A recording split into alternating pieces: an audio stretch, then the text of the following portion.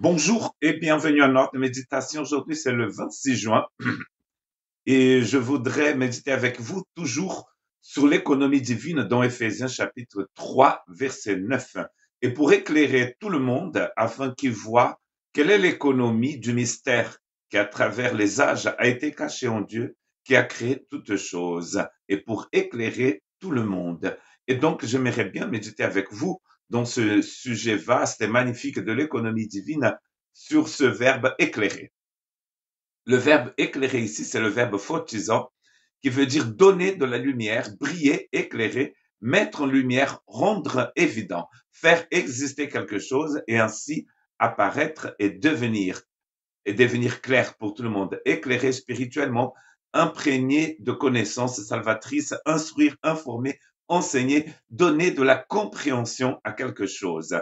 Et donc, le verbe photizo d'une très grande importance ici pour nous montrer la révélation divine.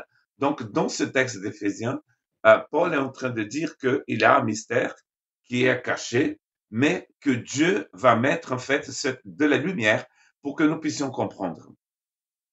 Désolé, je suis très allergique et en ce moment, j'ai un problème euh, avec tout ce qui traîne dans l'air et dans mon bureau et j'ai perdu ma voix. Mais nous allons essayer de finir cette méditation. Donc, de mettre en lumière le moyen de faire connaître l'économie et le mystère de cette économie. Très important. Nous comprenons que si Dieu ne nous révèle pas ce qui est caché, nous ne pouvons jamais comprendre.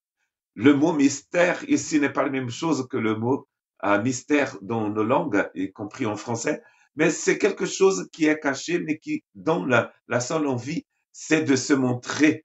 Et il a donc dans ce chapitre 3, bien sûr, on pourrait voir ça plus tard, quelle est en fait cette partie de l'économie qui est révélée ici dans Éphésiens chapitre 3, verset 9. Nous avons vu dans le chapitre 1, en citant un texte de Colossiens, que Christ en vous, c'est l'espérance de la gloire. Et ça, c'est la révélation du mystère, selon Paul dans la lettre aux Colossiens.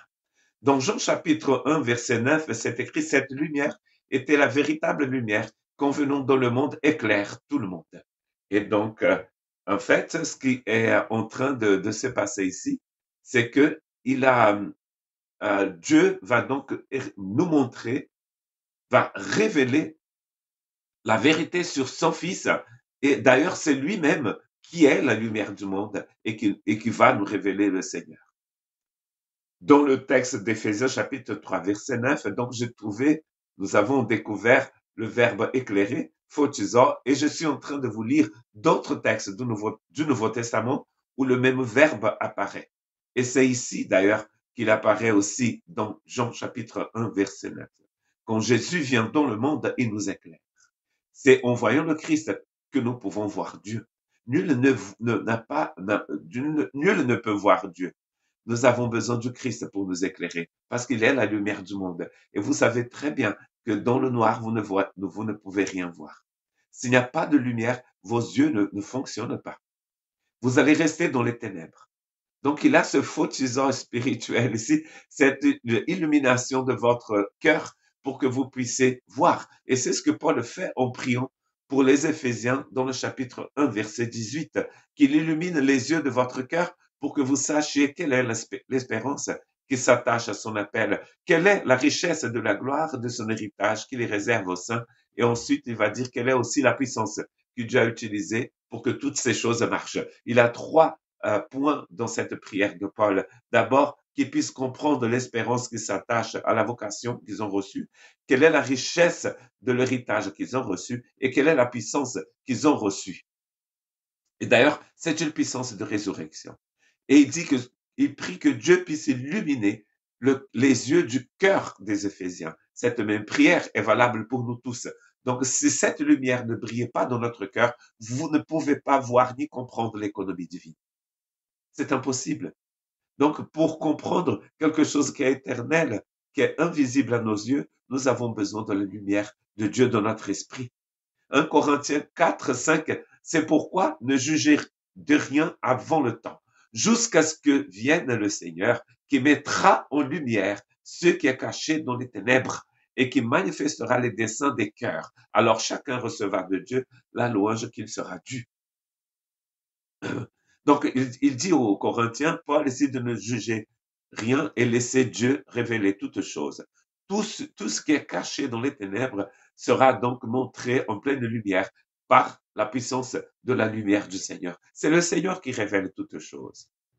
Pour nous, il a énormément de mystères, vraiment, dans le sens du mot mystère en français, des choses qui nous sont complètement cachées.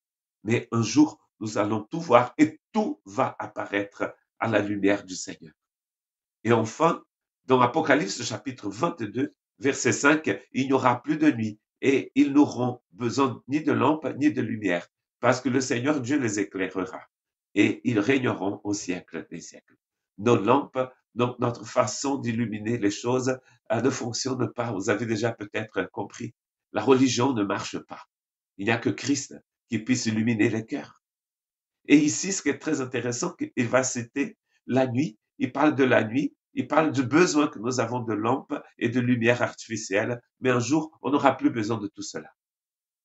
Déjà maintenant, vous pouvez avoir accès à l'économie divine par la gloire, par la manifestation du Fils de Dieu qui est la lumière du monde. Il peut vous montrer ce que vous n'avez pas encore compris dans votre cœur. Cette révélation, cette lumière va briller et vous allez voir.